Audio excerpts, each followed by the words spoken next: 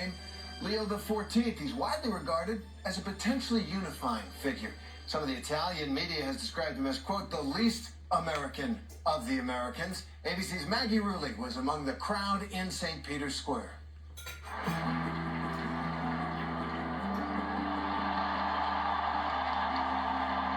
A moment in history. The first ever Pope from the United States. La pace sia con tutti voi. Pope Leo XIV, with tears in his eyes, stepping before the world's 1.4 billion Catholics as the newly appointed pontiff. Fratelli, sorelle carissime, questo è il primo saluto del Cristo risorto, il buon pastore che ha dato la vita per il gregge di Dio. The energy surging through St. Peter's Square, and dotted in the crowd, some Americans. They are witnessing history. Hearing it's an American Pope, what does that mean to you? I mean, this is, I don't even know what to think. I can't process it yet. Obviously, it's groundbreaking historically, and I have high hopes for what he can do in the Vatican and globally. My entire body was shaking when the Pope was announced. And then we hear my husband screaming in the background, he's the American from Chicago. We're like, what? When they would bring up his name and we'd be talking about candidates, and I say, oh, he's a very accomplished guy, but they'll never elect an American. So I was pretty wrong about that. President Trump responding from the White House earlier today. What greater honor could there be? And we were a little bit surprised, very happy. But just a great, absolutely great honor. There's always been a tacit sense that America being a superpower would not also occupy the papacy. He is called by some the least American of the American cardinals because he's had so much international experience, even being the bishop of a diocese in Peru. The Pope selected after just 2 days of the conclave and only 4 rounds of secret voting. Well, we don't know anything about what actually happened indoors. We suspect that early on, Cardinal Prevost, now Pope Leo XIV, was seen as an excellent candidate by both sides. Just after 6 p.m. local time today, white smoke billowed out of the Sistine Chapel. Then, the bells, signifying 2/3 of the 133 cardinals in the conclave had picked Pope Francis's replacement. Appearing on the balcony at the Vatican today, just as the sun began to set, greeting the thousands gathered in St. Peter's Square, and then his first blessings to the faithful. We walk together, as St. Augustine said, towards Christ, that God, on the path that God prepared. Honoring his predecessor. Thank you to Pope Francis. Pope Leo began the day as Cardinal Robert Francis Prevost, born on the south side of Chicago, where he attended Catholic school and is a baseball fan. Mark Lancaster was the Pope's grade school friend at St. Mary of the Assumption. What I always remember was he was brilliant, very, very smart. A lot of the kids like to try to sit behind him in class, especially during math class, for possible hints on how to solve problems. He was always very smart, eloquent, reverent, very reverent and devoted to the church. He had the humility and kindness about him. Prevost seen here in this 1962 class photo. He developed friendships all over the world, so I am honored to have known him in the early years. James Priestley went to high school and college with the now Pope. He says back then, they called him Bob. Bob is the one guy that if you were going to pick a person in your class who was going to become the Pope, Bob would be the person you would guess. He's very religious, a very devout Catholic who's devoted his life to Christ, and he's extremely bright. His father was of French and Italian descent, and his mother of Spanish descent. And he's said to be a Rosetta Stone when it comes to language, speaking English, Spanish, Italian, French, and Portuguese, and can also read Latin and German. At 69 years old, he's on the younger side for a newly appointed pontiff. Both Popes Francis and Benedict were in their late 70s. He studied at the minor seminary of the Augustinian Fathers. and then at Villanova University in Pennsylvania. In 1977, earning a degree in mathematics and studied philosophy. The bells ringing at the Pope's alma mater, Villanova University.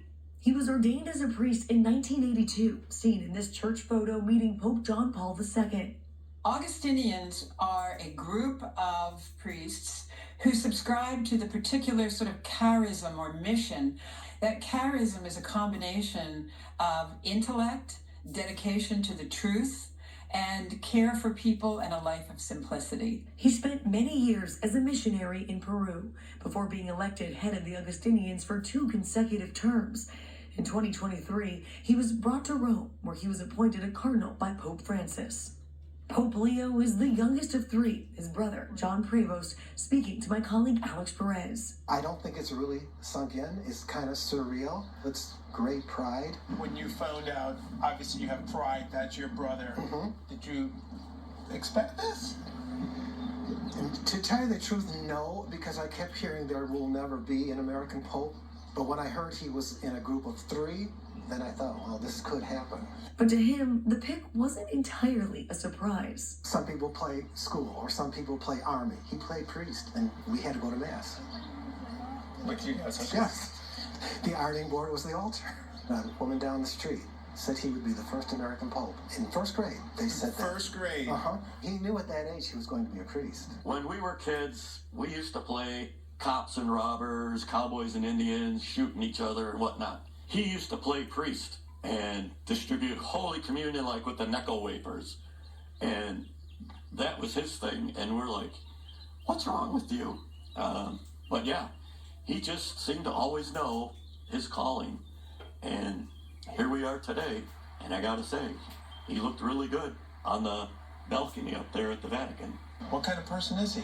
A regular, run-of-the-mill person. I think because he was trained in missionary work in South America for so many years, he will be looking out for the disenfranchised. He will be looking out for the poor.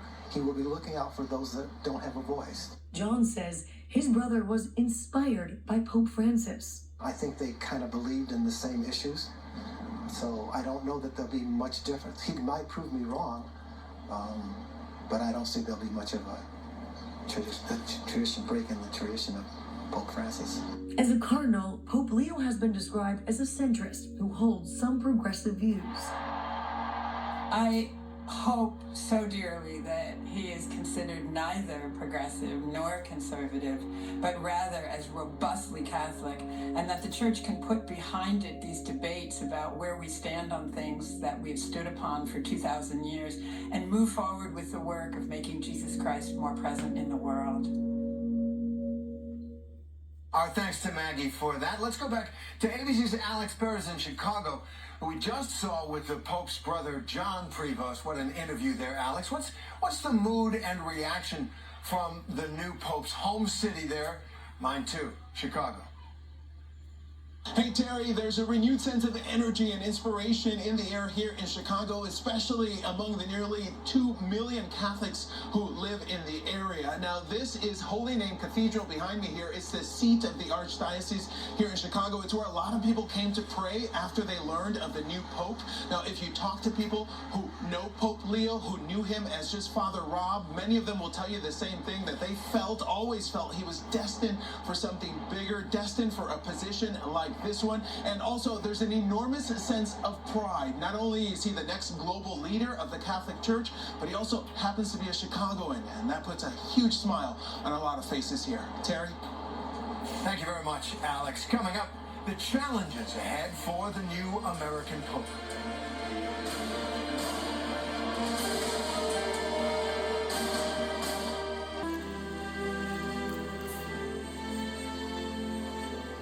Welcome back. A historic, a stunning day here in Rome. For the first time in history, there is an American Pope.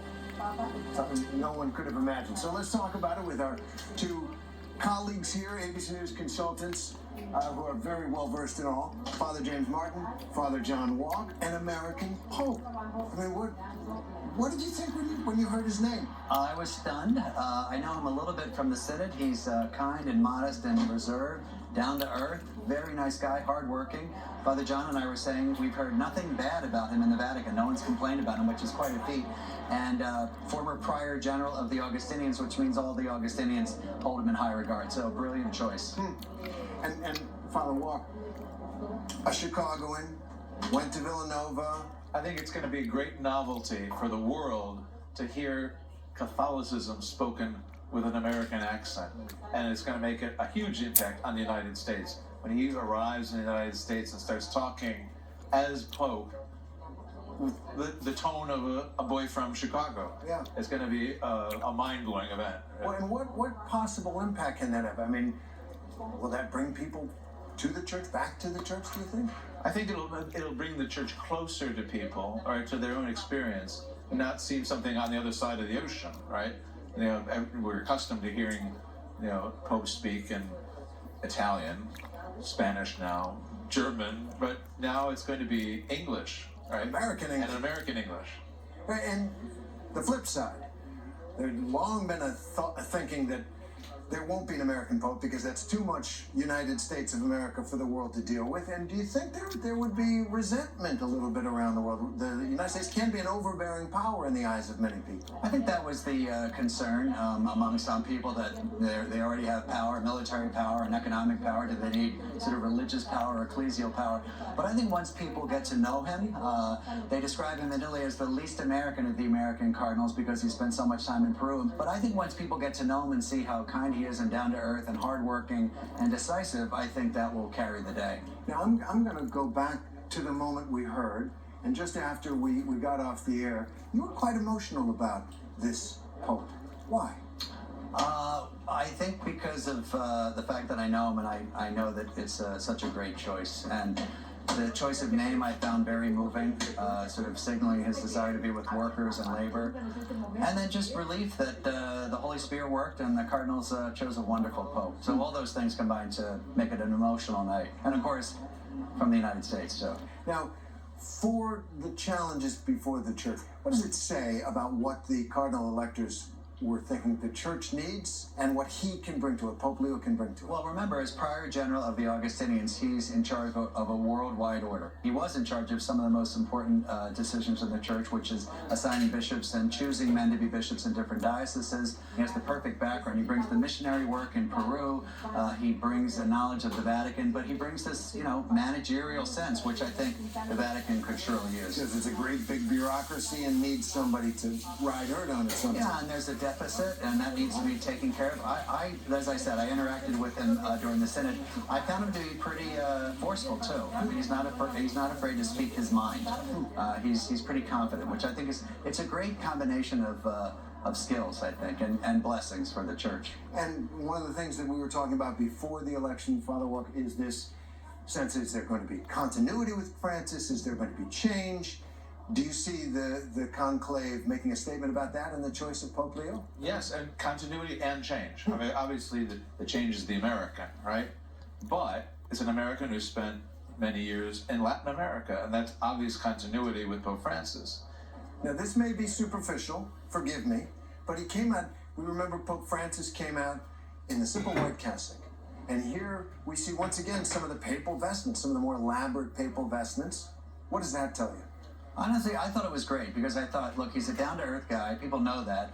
But I think there are people who prefer, you know, more of a traditional style. And so maybe he's kind of giving a nod to them, right? Like, you're welcome too. So his address was very open and very welcoming and very Francis-like, right? Church for everybody. But his style was, you know, maybe more like Benedict. So I think that's kind of a nice, you know, a nice combination of those two traits. And he didn't speak English. No, I think that it was telling that he spoke in Italian. La pace sia con tutti voi. As the Bishop of Rome should speak in Italian to the people of Rome first. But he also spoke in Spanish. And he left out English. And I don't think he wanted to impose the Americanism on the world, certainly not at the starting gate. And I think that was very, very intelligent. He began with the words of Jesus Christ. He began quoting, "Peace be with you." Right? And it's the message of the resurrection. Jesus speaking to us after the surprise of the resurrection. The President of the United States is a global figure himself. Donald Trump is shaking up the world in ways that, some Catholics have problems with, some Catholics support. That's going to be a fascinating relationship. I think it will. I think, look, the Pope, basically, his job is to proclaim the gospel, right? And if the gospel, has political implications, so be it. But the Pope does not set out to be a political figure per se. He's a spiritual leader, first of all. And if that has implications, then we deal with that. What do you think of that relationship when he visits America? He's bound to. Yeah, I think as we saw that Trump seems to be, he was happy, and he took it as a compliment to America. And I think Trump may appreciate the fact that the Pope is an American. I'm not sure that it's going to be a hostile, relationship at all. We'll see. It'd be quite productive. All right, great day here. Father James Martin, Father John Walk, thank you very much for being with us, and we'll be right back. That does it for us tonight from here at the Vatican. Tomorrow night, we invite you to a special 2020 looking at the life of Pope Leo and, of course, fresh reaction on GMA in the morning. We leave you with some of the sights and sounds from around the world on this day. Good night, Randy.